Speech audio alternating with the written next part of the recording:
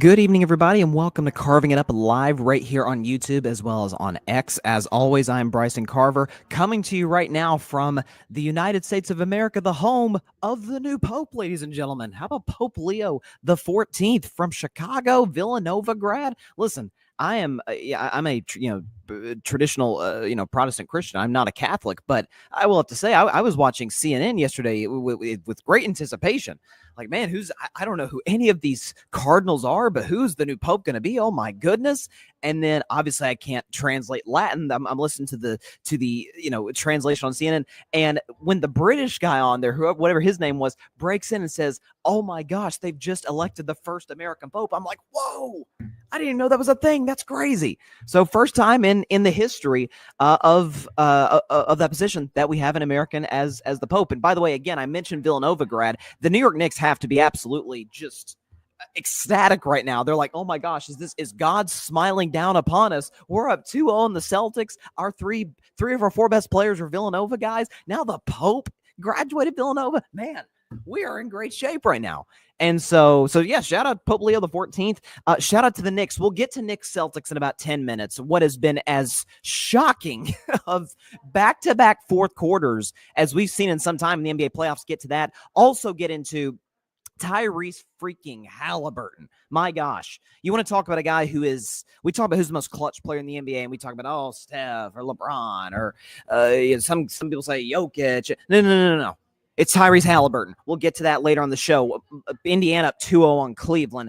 Cavs are done. I'm just going to tell you right now. Cavs are done. Getting to Haliburton later on in the show. Also something, we're recording the show at about 11. It's right now 11:18 a.m. Eastern Standard Time. This show is airing at 6 p.m. Eastern Standard Time. This news broke about an hour and a half ago that Bill Belichick's girlfriend, Jordon Hudson, we've talked about their relationship on the show very recently, has been banned from UNC team facilities. I'll get to that at the end of today's show. But first, my Warriors lost last night. Game 2, 117-93. In a game that Minnesota controlled from the jump, got out 13-zip, and never looked back the rest of the way. The Warriors never had a lead. This game played out about how I thought it would. I thought the fact that Golden State found a way to not really, I almost said hang on for dear life, but that's not true. They actually outscored the Timberwolves even after Steph Curry injured his hamstring midway through the second quarter of game 1. I said that was critical. They absolutely, to have any chance to win the series in the absence of Steph Curry, they had to hang on to that game. They did. Critical. You lose game 2. Okay, Minnesota was the more desperate team. We knew they wouldn't shoot as poorly as they did from 3 in the last 2 games. Minnesota in this game shot about 43% from 3-point range. That's going to work every time. Naz Reid is, as a Warriors fan watching, I'm like, just stay connected to Naz Reid. He's not a traditional big. He's a stretch 4. Either way, listen, from the Warriors side of things, it was very apparent that Steph Curry was not in the lineup. The basketball looks more difficult for Golden State when you don't have, forget the greatest shooter of all time, but the greatest floor spacer ever, like without a shadow of a doubt, because of obviously his shooting prowess and his ball handling to a degree, how he can get any shot he wants off the dribble, is the spacing was off. There was not a lot. I mean, the Warriors in this game shot 28% from 3. Brandon Pajemski 1 for 4. Okay, Buddy Hield was 4 for 9. Buddy Hield's balling right now. Draymond Green only 1 for 6 from 3. He had to figure he would come back down to a certain degree after having a 4-3 second quarter against Rudy Gobert and the T-Wolves in the second quarter in game 1. But I think the thing that is, there's one good sign and one a little bit concerning sign for the Warriors moving forward. Because obviously the most concerning sign is Steph Curry's injury, which, as I said, I did my game 1 reaction. It wasn't a podcast. It was just a reaction video. It's on YouTube right now. In my game 1 reaction video that I did Wednesday, day after game 1, day after the Steph injury, I said what sources had been telling me that before the Shams broke the news, and we did the reaction before the Shams tweet, that I was told Steph Curry had a grade 1 hamstring strain, and that this was going to be somewhere around a week. Then Shams reports he's going to be reevaluated in a week, which tells me, and again, I said on my show, I'm like, game 4 could be on the table. Game 4 feels like it's off the table now for Steph. I feel like the earliest return is game 5. The more, I guess, the safer option would be if Steph Curry plays in a game 6, against the Timberwolves at home, which is not for 2 Sundays from now. So that's a ways. What's funny about this series, folks, is that the first 5 games, it's every other day. It's Tuesday, Thursday, Sunday, Monday, Wednesday. And then game 6 is not until Sunday. So there's 3 days in between game 5 and game 6. And so, or 3 off days in between those 2 games. And so that could benefit the Warriors greatly, obviously, if it gets to a game 6. I think it is, I said coming into the series that I thought the T-Wolves would take game 1, Warriors would take game 2. Assuming Steph was healthy, obviously, ends up being the reverse.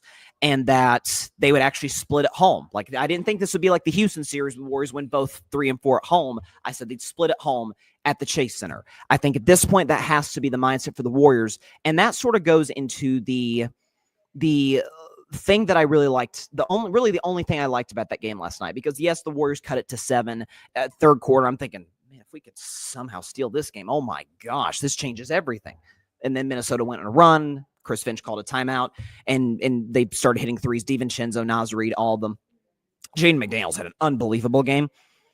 I thought Steve Kerr's management of this game, and this has been, I have to admit, I have been a Steve Kerr fan since he became the Warriors coach in 2014, and I think the criticism, most notably, I think the media usually gets it right on Steve Kerr. I think the media acknowledges him as a great coach. I think players acknowledge him as a great coach. The only people who don't seem to think Steve Kerr is a great coach is Warriors fans on Twitter, who I think are just, I mean, anytime I see on Twitter, man, in the regular season, man, why didn't Steph play more minutes? I'm like, I don't know. So Steve Kerr could save one of the greatest players ever who's 37 for the most important games. Crazy idea, I know.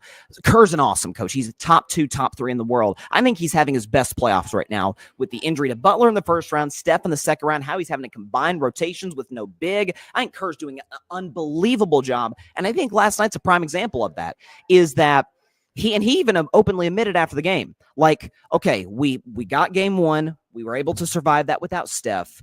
And game 2 would have been great, obviously, to have to go up 2-0 in Minnesota with Steph playing 13 minutes in those 2 games. Great. It's not maybe a realistic prognostication as it pertains to Minnesota's desperation in game 2.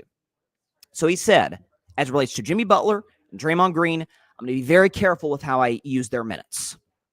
Jimmy Butler, 34 minutes. Draymond Green, 29 minutes. So he's like, I'm going to try some stuff out.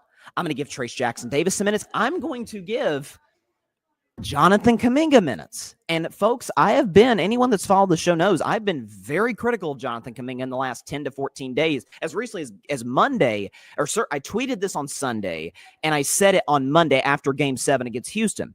I said, Jonathan Kuminga is an exceptional athlete. He's a very mediocre basketball player. And he just doesn't, he seems lost on the floor at times. I'm not sure if he necessarily plays within the flow of the offense or if he just kind of does his own ISO ball thing. Kuminga said after the game, which for the record, just to give the stat line, Jonathan Kuminga was 8 for 11. He hit his first 8 shots from the field. He was 1 for 3 from 3, 5 rebounds. He had 18 points coming off the bench in 26 minutes. I thought that Kuminga after the game saying, yeah, I got my confidence back. It's like, okay, I like to hear that.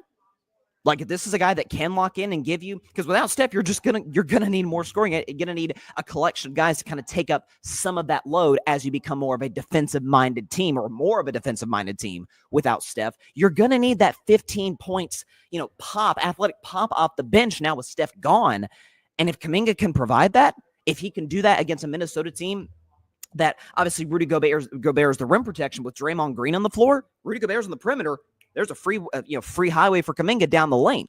And he even dunked on Gobert third quarter. So I thought that was huge. Like, Kerr's utilization of Kuminga was big. And I thought how he uses rotation was brilliant. Listen, if we lose game 2, okay, we got 2 games at home. We've got the home court. We just need to get out of here. We're not going to leave here in one piece because Steph's hurt. But let's make sure nothing else catastrophic happens, because we lose Draymond or Jimmy, we're screwed. We're done. We're out in 5, man. And so I thought Kerr's utilization of the rotation, per usual, was exceptional. And I think game 3 is going to be a game that the Warriors win, to be honest with you. The thing that concerned me a little bit, and maybe this is a little bit of overreaction, and maybe this even ties into Kerr's decisions with the rotation. I did not like what I saw from Jimmy Butler in this game whatsoever. So Jimmy Butler in this game, 17 points, 7 rebounds, 4 assists, shot 6 for 13 from the field, and was 3 for 5 from the free throw line. I would, again, understanding that the Warriors were not desperate to win this game, understandably so, I still thought the Butler's lack of aggressiveness was odd, Now, maybe because he's an older player, because he does have the glute injury that he suffered in the last series, and now with Steph down, he's like, I need, kind of like how he did at the end of the regular season. He wasn't injured, but he's like, I'm an older player. I'm still playoff Jimmy. I just need to save some stuff in the tank for the biggest of games. Maybe that's his strategy, but 13 shots in 34 minutes for who's now your best offensive player, that's odd behavior from a guy who does not shy away from the moment come playoff time. So listen, and listen, maybe maybe I come in on this show on Monday after game 3 and Jimmy's gone for 31 points. I don't know. I would not be shocked with that. Frankly, the Warriors are going to need that pop. They're going to need Draymond to give them 12 points, 9 rebounds, 7 assists, and 2 blocks. Like, you're going to need a kind of a classic Draymond game. That was the only sort of real concern I had moving forward. In addition, obviously, to the Steph injury, is Jimmy just didn't seem to have, not that he didn't seem to have it. We didn't really get a chance to see if he had it or not. 6 for 13. It's like kind of average in terms of efficiency, but the shot, like I want Jimmy to take him 21 shots, or at least maybe 18 shots. And then a bunch of those missed attempts are free throw attempts, getting 10 free throws a game like he's been getting consistently as a Warrior. So that was only my only real main concern. But listen, the game played out. I mean, I said after game 1, I said the next day, I think the Warriors are going to get blown out in game 2. Minnesota's desperate. Minnesota's not going to shoot that poorly from 3. And the Warriors just don't need the game. They don't. So it goes back to Chase Center, goes back to San Francisco. And my guess is the Warriors take game 3 and the Timberwolves take game 4. I think it's kind of a back and forth. And then game 5 will see if Steph Curry's ready to go. If the Warriors want to, it obviously depends on how his hamstring heals. And Steph actually said during shoot-around yesterday morning that, or not, he didn't say this, but it was reported, I think it was Shams or Chris Haynes, one of them that was on this, that it's the first muscle strain of Steph's career. Folks, he's 37 in year 16. That's insane. Like, I don't know if that's just Steph has a weird body and how it reacts to stuff, or if some of it is just his unreal conditioning. He's in the best shape of any player in the league. Maybe some of it's that. But unbelievable stuff what I heard from that report. That was the most shocking aspect that I heard. But it depends on how Steph's hamstring heals. Hamstrings are, I've said it before in the show, they are the single most annoying injury that you can possibly suffer. It's like it hurts, like hamstrings hurt when you injure them. But it just lingers. And right when you think, when you're like 90%, like, I'm good, and you re-aggravate it. Like, it's the most annoying injury in sports. So if, like, in theory, you don't really want Steph to come back until the thing's fully healed. But obviously, the circumstances of the series are going to dictate that to a degree. And my guess is we're going to get back to a game 5 in Minnesota. Next game that's going to be played in Minnesota will be game 5 of the series tied 2-2. And I think the Warriors will chance it that maybe we can steal this without Steph. And if we don't, guess what? It will have been a week post-injury, and then we get 3 extra days. It will have been 12 days post-injury, which is about the timeline for a grade 1 hamstring strain. It's about a 1 to 2 week injury. I think Drew Holiday this season suffered the same injury, missed about 2 weeks. Now that was regular season, so maybe different scenario there. And so, yeah, that's where I'm at. I think the Warriors will split at home. I think they'll take game 3 tomorrow night. I think they'll lose game 4 Monday. And now, obviously, if you lose game 3, game 4 kind of becomes a must win. Because if you're down 3-1 going to Minnesota and maybe Steph's not totally back, now you're in some trouble. So split at home. Get it to a best of 3. You assume Steph is certainly back by game 6, and you go from there. So, listen, nothing to panic about for the Warriors. I mean, I think the body language of Kerr said everything you need to know. We didn't need this game. I'm not going to overwork Draymond Green, Jimmy Butler. I do want to see Jimmy Butler be more aggressive. That was my only main thing. From the Minnesota side, though, listen, there was the Ant Edwards ankle injury that he suffered second quarter. It's like, oh, my gosh. I saw a funny tweet midway through the game. It said, man, if Steph Curry and Anthony Edwards are out in this series, like, just take the games off TNT and put them on Tubi or something. Like, who cares about this series, right? If you're not a Warriors or Timberwolves fan, nobody wants to watch this without the 2 best players, the headliners in this series. But Anthony Edwards was able to come back. He gave it 29 and 5. 20 points, 9 rebounds, 5 assists, 6 for 13 from the field, 2 for 4 from 3-point range. There's something about this Minnesota team that, man, when they're on, they're really hard to stop. We saw that in the Lakers series. Now, the Lakers aren't a very good defensive team, but still, And obviously against the Warriors, they got a bunch of open looks from three. They seem to be like crowding the paint for some weird reason. I guess they don't want Rudy Gobert to go off like he did against the Lakers. By the way, can we show Rudy Gobert's stat line against the Lakers in Game 5? That was unbelievable. 27 points and 24 rebounds, 80% shooting. Man, Rudy Gobert just gave it to the Lakers. Anywho, that was an odd, again, Nasri got open looks, Dante DiVincenzo got open looks, and so they're going to have to kind of correct that moving forward. But listen, there are stretches that this team has where it's whether it's turnovers, whether it's bad possessions, like this team has a bad tendency to have like 5-minute stretches where I'm not sure they necessarily know what they're trying to do with the basketball. And so that's another reason why I still think the Warriors can even it up at 2-2. They can put themselves in position to still win this series with Steph coming back later. And now you're in a great spot to advance the conference finals. But it's I mean, they're a 6 seed for a reason. They got hot in the second half for a reason. But this is still a very flawed basketball team. And if Edwards is not 100%, which you saw him get hurt in the middle of the Lakers game in Game 4 last series, and not have it in Game 5, like, is some of this slump, is some of the, I mean, Brian Anderson, Stan Van Gundy were all over it on TNT last night. He's not even finishing at the rim anymore. So I think that the fact that he came back is great news for Timberwolves fans, but I think the ankle injury has to be some level of concern for Minnesota moving forward. So we'll see what happens with them coming up in Game 3. Shifting now. I mean, this is unbelievable. Never in my wildest dreams did I think I'd be coming to the show on a Friday with the New York Knicks having a 2-0 series lead on the Boston Celtics. Never in my wildest dreams. And certainly not with the Boston Celtics, the defending NBA champions, 61 wins, first team All-NBA Jayson Tatum, who we will get into in this segment, at home in the second half, blowing back-to-back 20-point leads. What happens in Game 1? They wound up losing that one by a final score of 108-105 in overtime. And then last night, or rather Wednesday night, they lose Game 2 after having a 20-point lead second half. And okay, I have so many takes on the series thus far because there's folks that are declaring it over.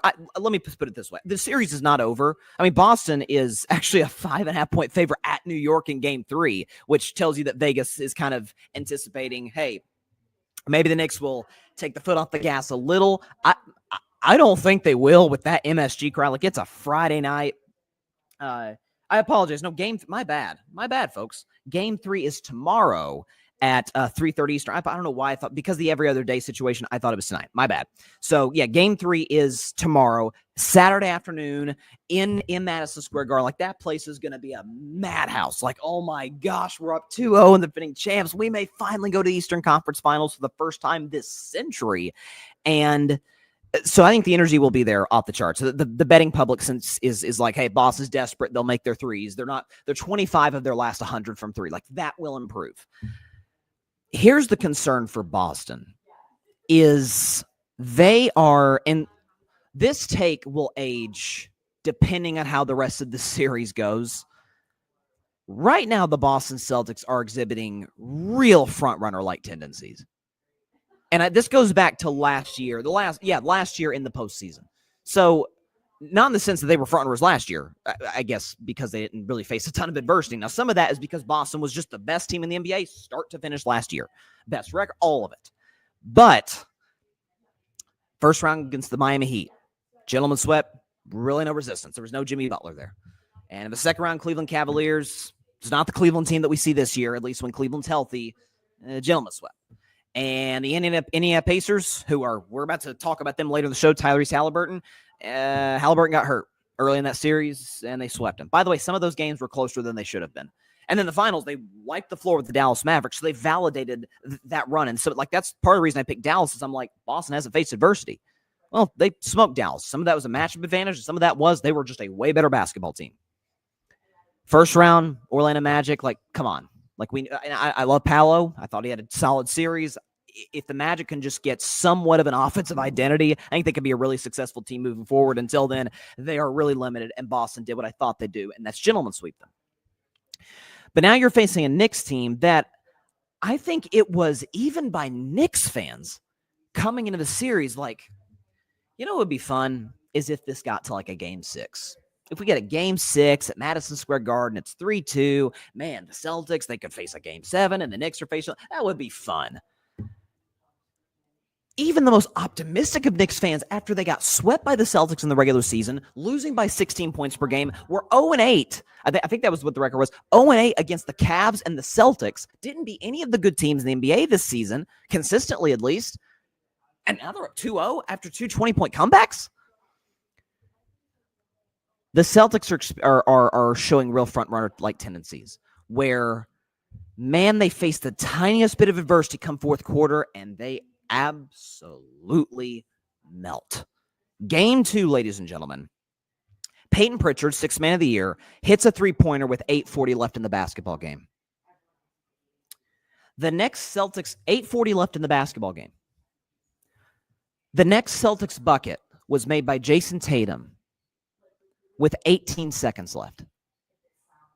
The world champion, Boston Celtics at home, went basically 8.5 minutes without making a shot from the field. In that stretch, they went 0 for 13 and 0 for 7 from three-point range. The Knicks outscored them 21-4. Jalen Brunson had a big-time fourth quarter. All those guys stepped up. Josh Hart was great the entire game.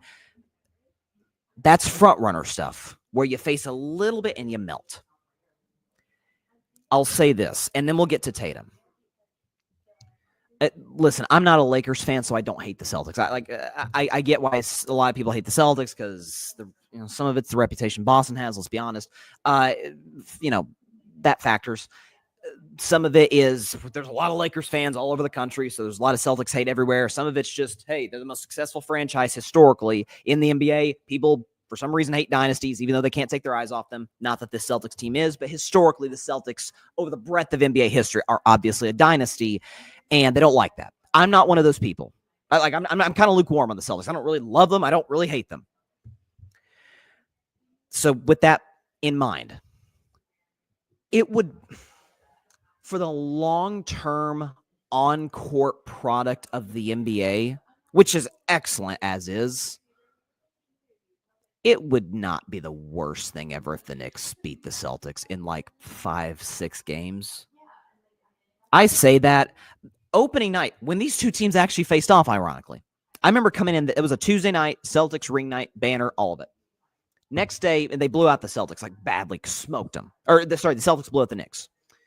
I remember coming in the next day on my show, and I said, listen, blowouts are never terribly entertaining. That was the least interesting blowout I think I've ever seen in my life. And it's not, the Celtics don't play an entertaining brand of basketball. It doesn't mean they're not a great team. I think they're the best roster in the league. I think Mazzulla, who I've been critical of, has improved drastically as a head coach. We're about to really see when he's put to the test now. It's not a fun brand of basketball. Again, sorry to sound like an old head, even though I'm 21 years old. They shoot too many threes. You're like, Bryson, you, a Warriors fan, saying they shoot too many threes? Folks, the Boston Celtics this season average shooting 47 threes a game. The Golden State Warriors, I want to go over this because people are like, oh man, the Warriors ruined the league. They shot too many threes. Oh my God. The 73-win Warriors, Boston Celtics shot 47 threes on average per game this season. The Warriors, in the 73-9 win season, the unanimous Steph Curry MVP year, Klay Thompson was at his prime, average shooting 31 threes. The two greatest shooters maybe ever. Steph is the greatest shooter ever. Klay's in the top 5. Greatest shooting backcourt ever. That team, 73-9, averaged 31 attempts from 3 per game. The next season, in which I think is the greatest team ever assembled, because said 73-win team that was a minute away from back-to-back titles said, you know what we're going to do? We're going to add an MVP 27-point-per-game scorer in Kevin Durant. They add KD, who obviously is a great shooter in his own right. Same number, 31 attempts from 3.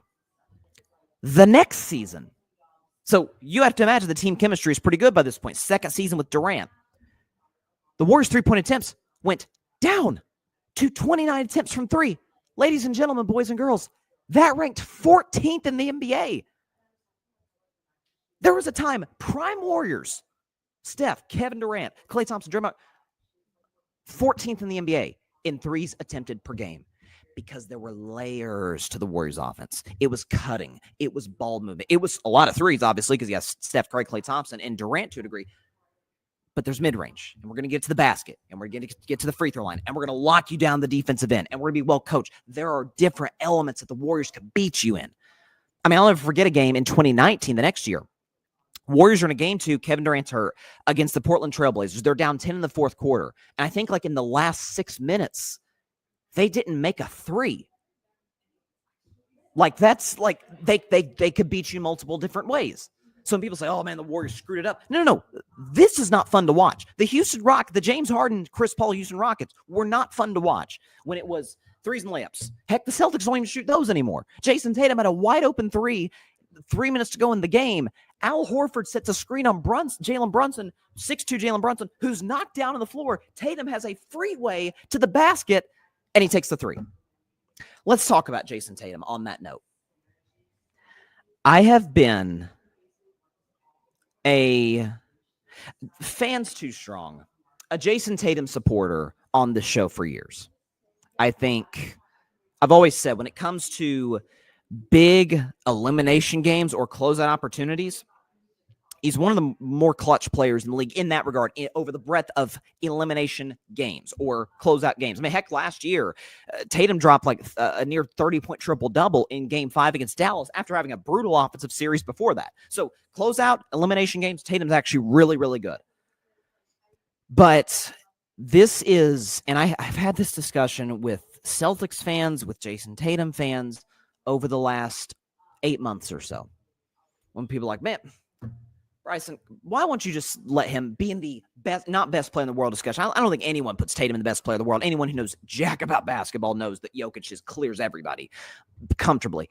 But why won't you put Jayson Tatum in the face of the league discussion? LeBron and Steph, they're about to be done. So who's going to be the next guy? You know, we hear Wemby. We hear Anthony Edwards. That's the one, kind of the big one is, man, Tatum's got the ring, Anthony Edwards doesn't. Why don't you have Jayson Tatum above Anthony Edwards in the face of the league discussion? And it's pretty simple.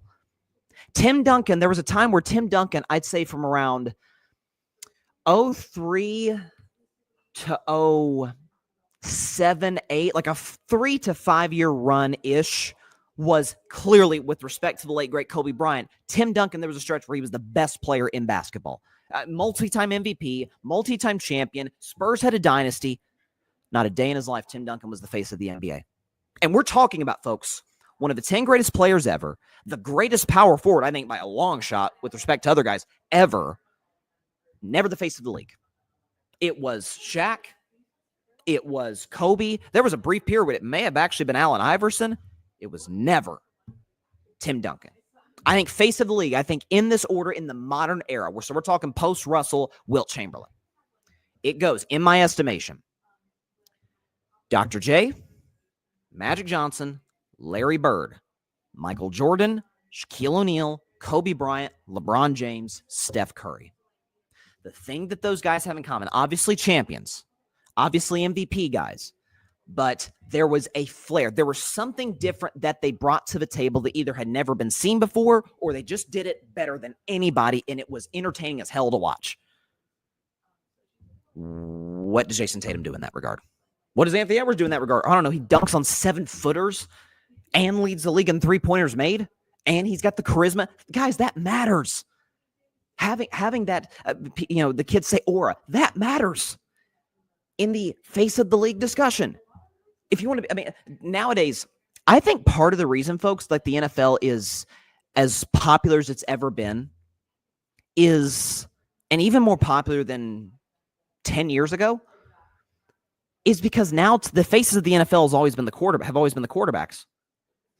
I think the quarterbacks today are more marketable than ever with respect to the Bradys and the Mannings. Now, Peyton was on every commercial on television. Like, Peyton was very marketable. Brady really wasn't. Brady's the GOAT. We know that, but Brady wasn't the most marketable guy in the world.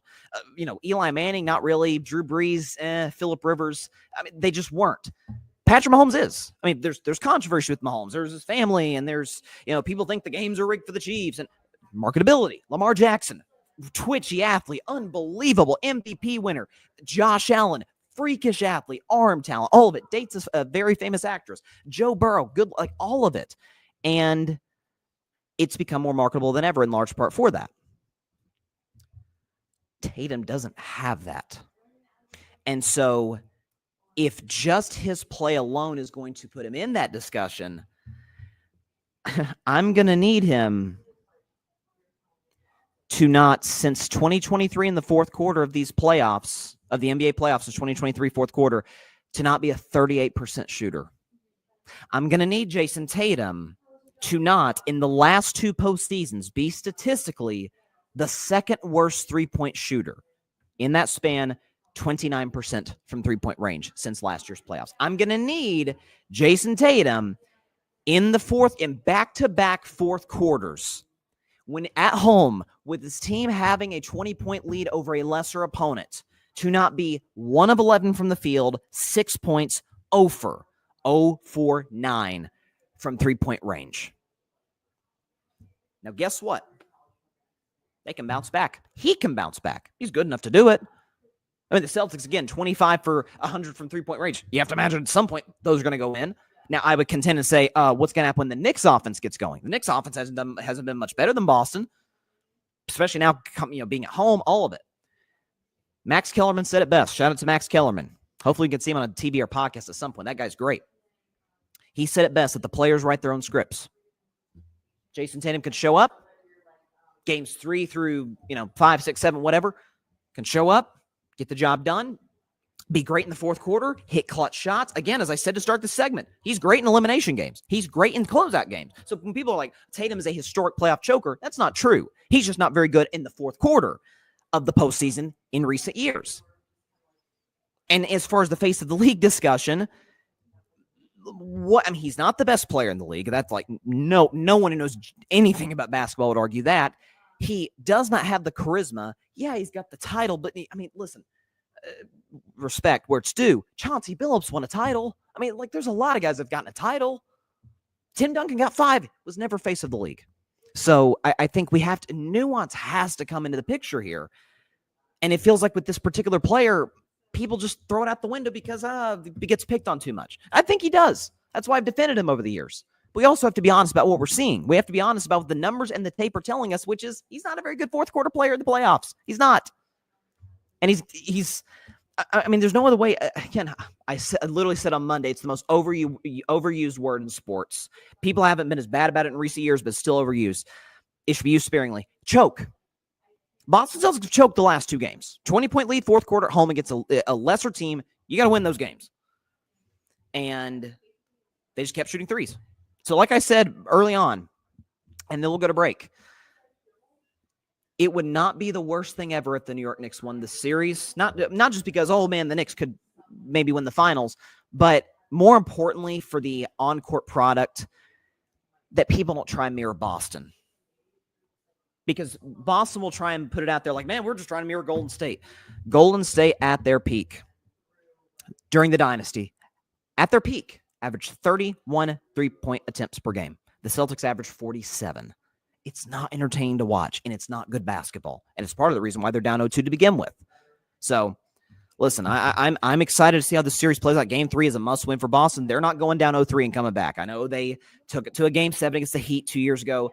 This year's Knicks team was better than that Heat team.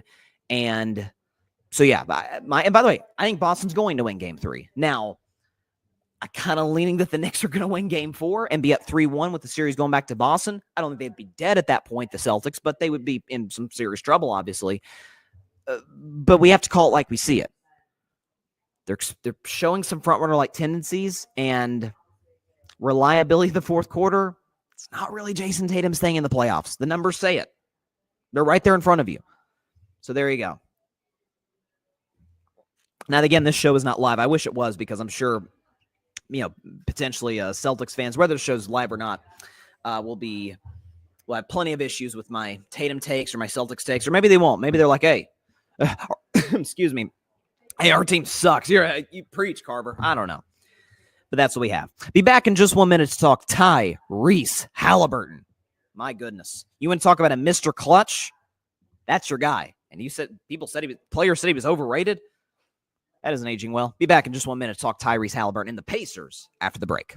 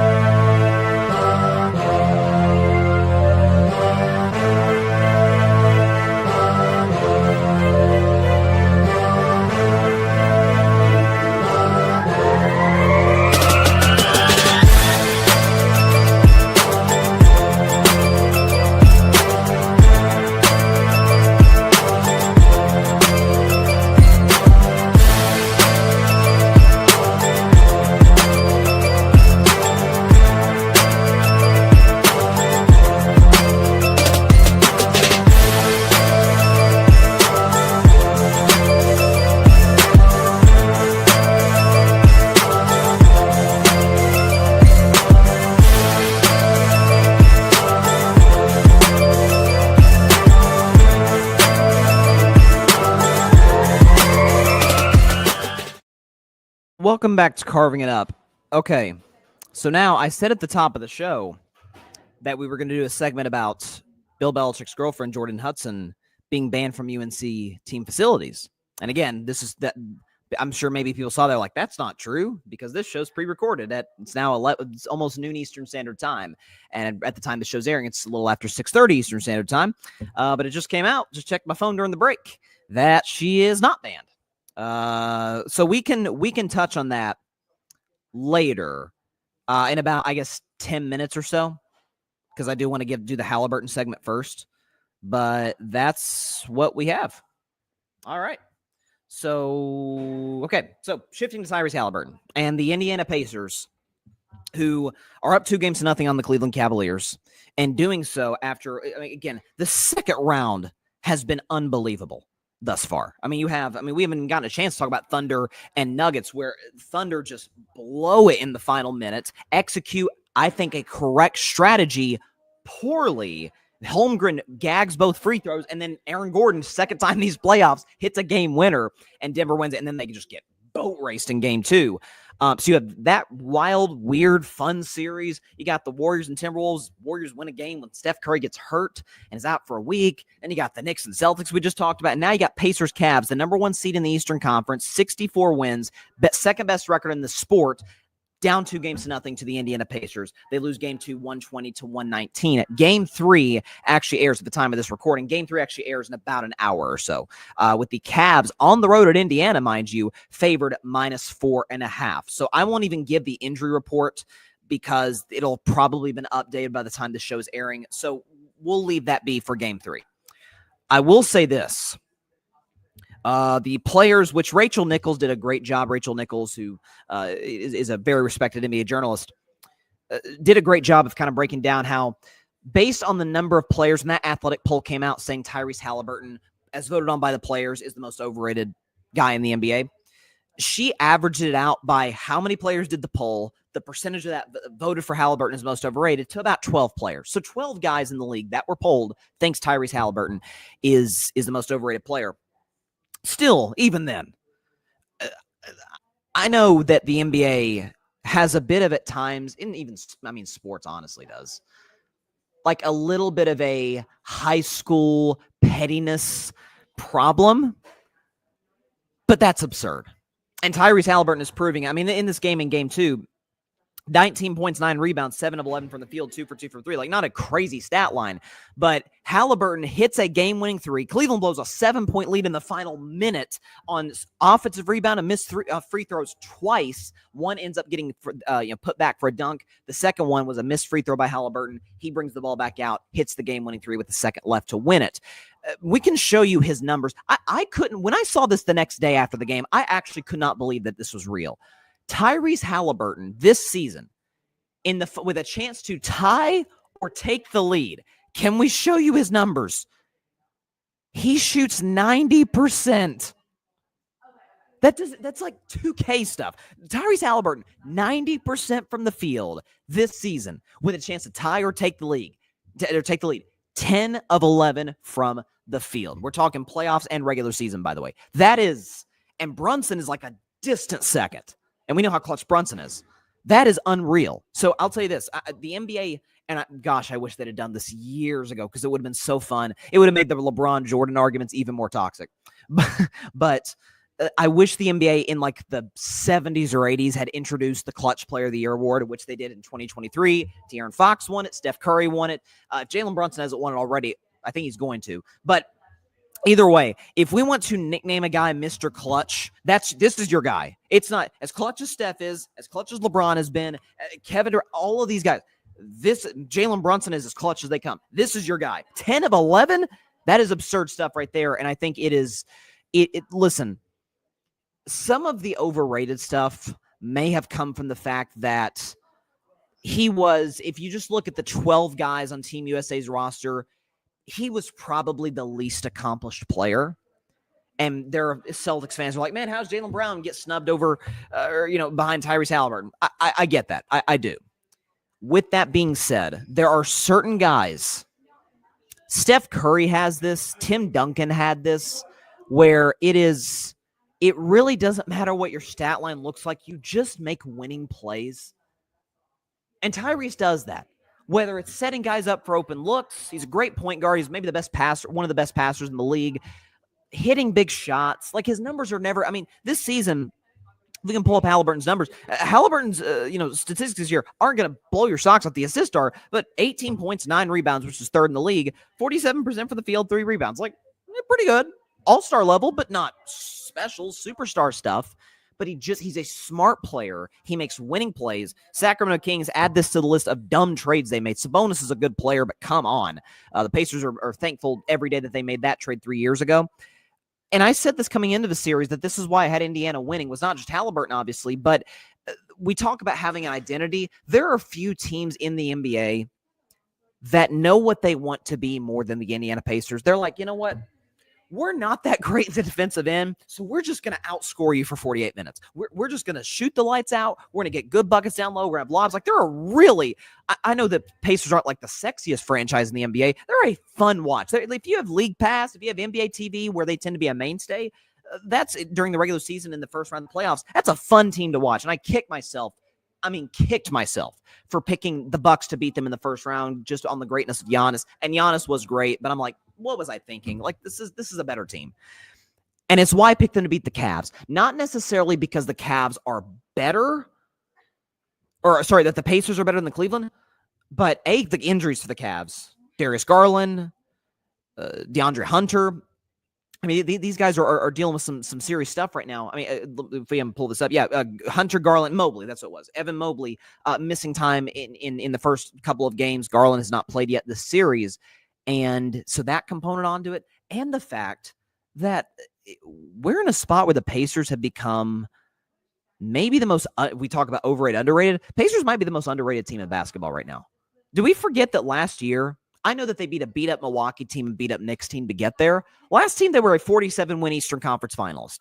And by the way, competed with Boston. If we're going to talk game by game of the teams the Boston Celtics played in the playoffs last year, the Pacers probably gave them the best run, with the majority of those games coming in without Haliburton. And then they come back this year, win 50 games, which is, again, kick myself I didn't beat Milwaukee, so I didn't want to make that mistake again. But this is a 50-win team that is healthier than Cleveland, that is better offensively than Cleveland, that has been deeper in the playoffs than Cleveland. I liked them in 7. Now, at this point, I would probably say 6. I think the Cavs will respond. Donovan Mitchell was unbelievable in game 2. Did all he could to win that game. But down the stretch, execution was poor. We know the Pacers, by the way, as much as I love Kenny Atkinson, who's a former assistant in Golden State, I think he's a great coach. Rick Carlisle's a more, experienced guy. But Rick Carlisle's been coaching this league for a long time. He's champion with the Dallas Mavericks in 2011. He knows what he's doing. So I liked the Pacers in the series coming in. And listen, Pacers, Knicks, which those are the two teams up 2-0 in the Eastern Conference playoffs. That may not be the Eastern Conference finals we thought we were going to get.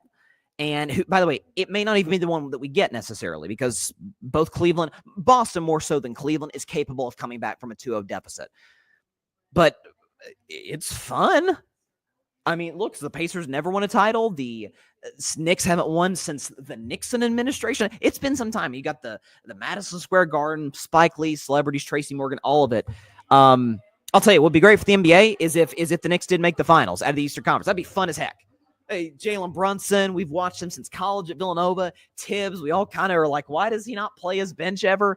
I don't know. Maybe I'm getting ahead of myself, but I know those Knicks Pacers series in the 90s, people try and romanticize it. As my man Colin Cowherd says, they had like two guys combined that couldn't, that could shoot an open jumper, like Reggie Miller and I guess Starks or something. Unbelievable stuff, though, in game 2 by Tyrese Haliburton. And I'm telling you, I'm going to try and get this I'm going to try and spread the word on this. That's Mr. Clutch right there. Let's start calling Haliburton Mr. Clutch. And he is not the most overrated player in the league. That's Rudy Gobert.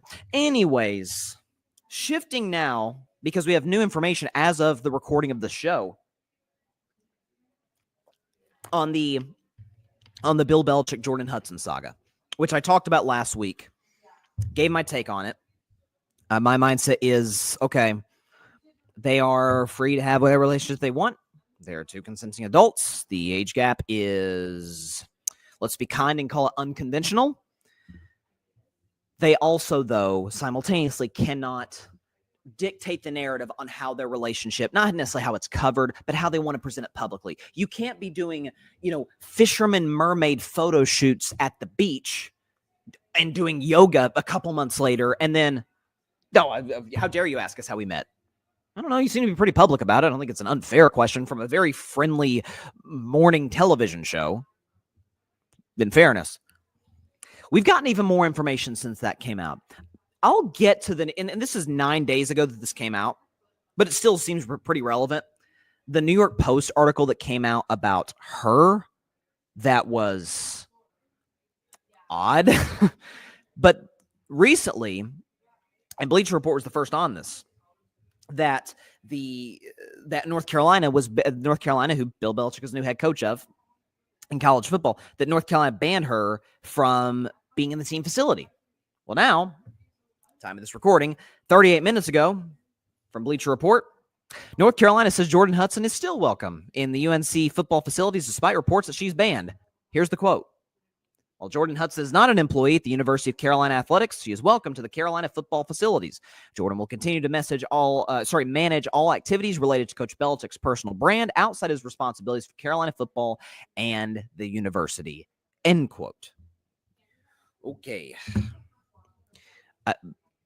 Belichick's got to take his own advice at some point.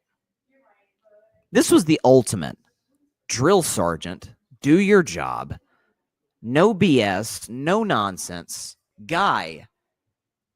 And he's become the biggest story in college football, like by far.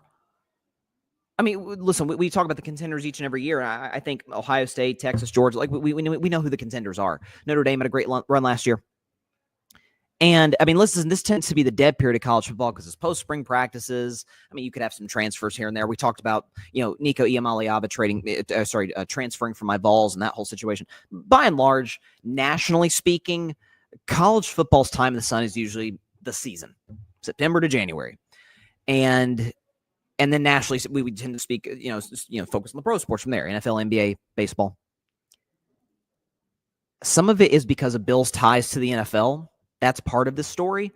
And some of this is a truly bizarre turn of events. And this is where I sort of shift into the findings that the New York Post had on this entire relationship.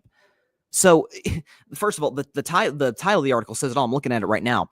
How Jordon Hudson, 24, amassed $8 million in real estate portfolio within months of meeting Bill Belichick.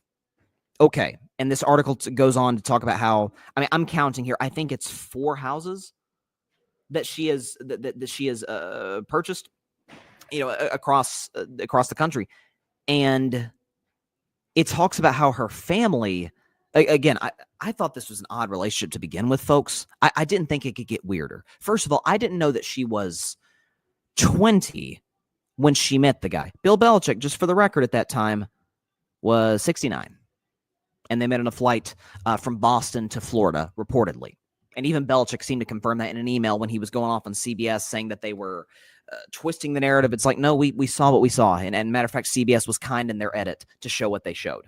But that aside, it talks about how she comes from a family, if we can pull this up. Okay, how she was raised in Hancock, Maine, to parents who ran a fishing business that went bankrupt after their fishing grounds were closed in 2000. This is unbelievable stuff. Her mother eventually moved to Provincetown on Cape Cod. I never thought I'd say this in the history of my show, folks, but here we go.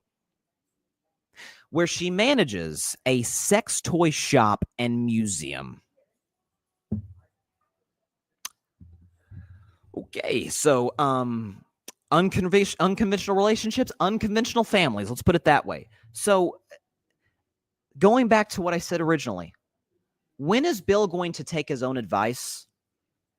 When is this going to become or not be the classic do as I say, not as I do type of situation where it was, if a Patriot player did a commercial, if Brady, just had the audacity to do some 30-second ad for a luxury car brand, it was, oh my gosh, man, look like, oh, Tom's really going outside the Patriot brand.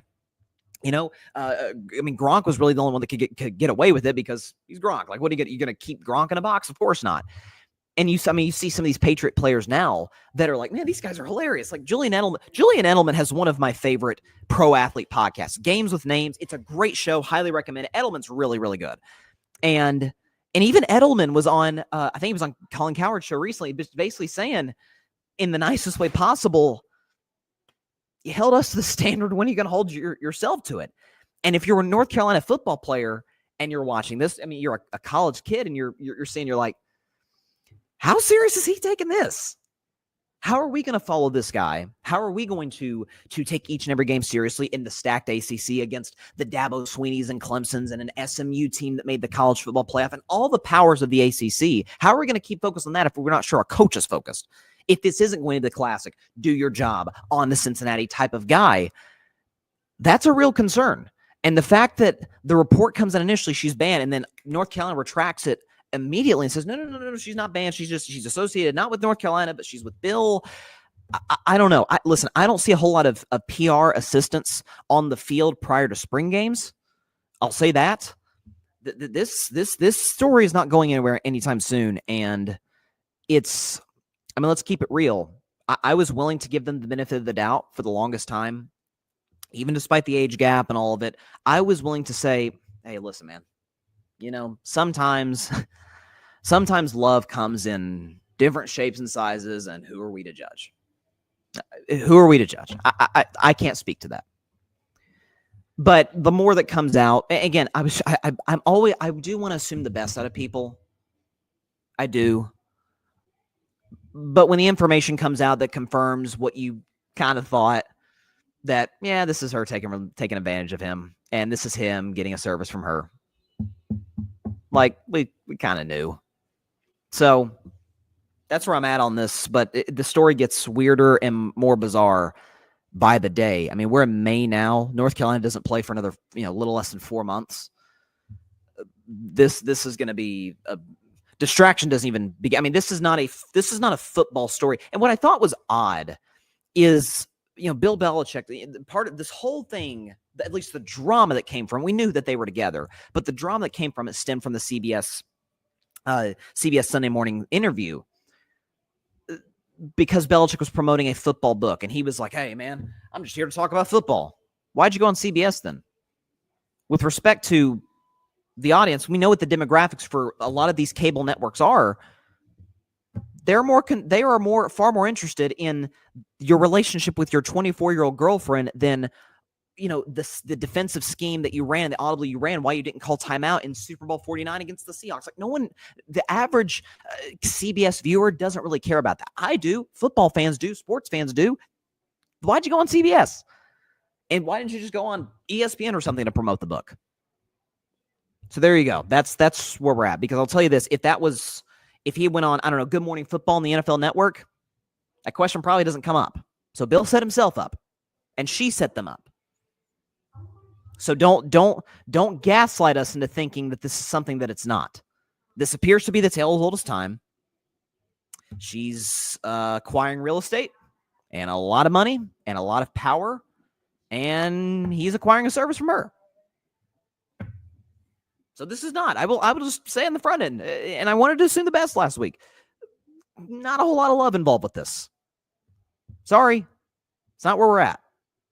So that's my take on this whole just bizarre situation. It really, really is.